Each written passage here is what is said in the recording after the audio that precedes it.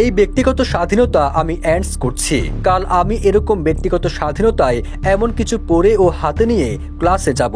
পর্বত কোয়ার্টার আর হাতে থাকবে মদের বোতল। শিবির আইসেন, সাংবাদিকরাও আইসেন। 27 অক্টোবর রাতে রাকসুতে নির্বাচিত হিজাবি পরা নারী শিক্ষার্থীদের শপথ পাঠের ছবি সংযুক্ত করে হিজাব নিয়ে এভাবে ফেসবুকে কটূক্তি করেন রাজশাহী বিশ্ববিদ্যালয়ের শিক্ষক অধ্যাপক আল মামুন। তার এই পোস্টের পর তীব্র সমালোচনার মুখে কয়েক মিনিটের মধ্যেই সেই পোস্ট সরিয়ে নেন তিনি।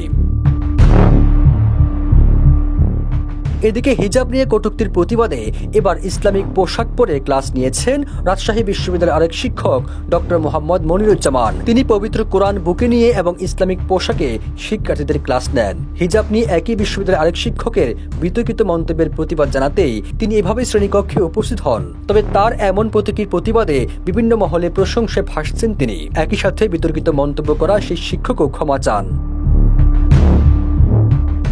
ইসলামিক পোশাকে ক্লাস নেওয়া শিক্ষক ডক্টর মোহাম্মদ মনিরুজ্জামান বলেন যে যার ধর্ম পালন করুক, সে তার ধর্মের পোশাকের বিষয়ে স্বাধীন। তিনি যদি হিন্দু হন তাহলে তিনি ধুতি পরে ক্লাসে যাবেন, এ বিষয়ে আমার কোনো ঘৃণা বা বিদ্বেষ থাকবে না। আমি একজন মুসলমান হিসেবে ইসলামিক বিধান অনুযায়ী আমার পোশাক, ধর্মগ্রন্থ নিয়ে ক্লাসে যাব, এমন স্বাধীনতা প্রতিটি মানুষের আছে। তিনি আরো বলেন, শুধু বাংলাদেশ কেন, বিশ্বের কোনো শিক্ষা প্রতিষ্ঠানে একজন শিক্ষক মদ নিয়ে ক্লাসে যাবেন এটার অনুমোদন দেয় না। আমি সেই শিক্ষকের দৃষ্টিভঙ্গির প্রতিবাদ করছি, তাই আমি নিজে আমার ইসলামিক পোশাক এবং ধর্মগ্রন্থ নিয়ে ক্লাসে এসেছি। ডক্টর মোহাম্মদ মনিরুজ্জামান রাজশাহী বিশ্ববিদ্যালয়ের আরবি বিভাগের সহকারী অধ্যাপক হিসেবে অধ্যাপনা করছেন।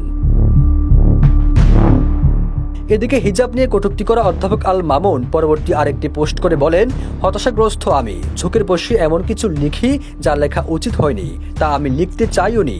মিসরিডিং হবে বুঝতে পেরে সঙ্গে সঙ্গে আমি পোস্টটি সরিয়ে নিই। পোশাক বিষয় নিয়ে আমার ভাবনা পরিষ্কার। পোশাকের কারণে আমি কাউকে বড় বা ছোট করে দেখি না। হিজাব ডিফেন্ড করার মতো অনেক পোস্ট পাবেন আমার, তারপর কেউ আঘাত পেয়ে থাকলে আমি দুঃখিত।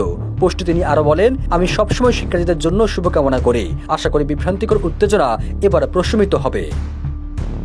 সবুজ আলম, নিউজ ডেস্ক, ইত্তেফাক।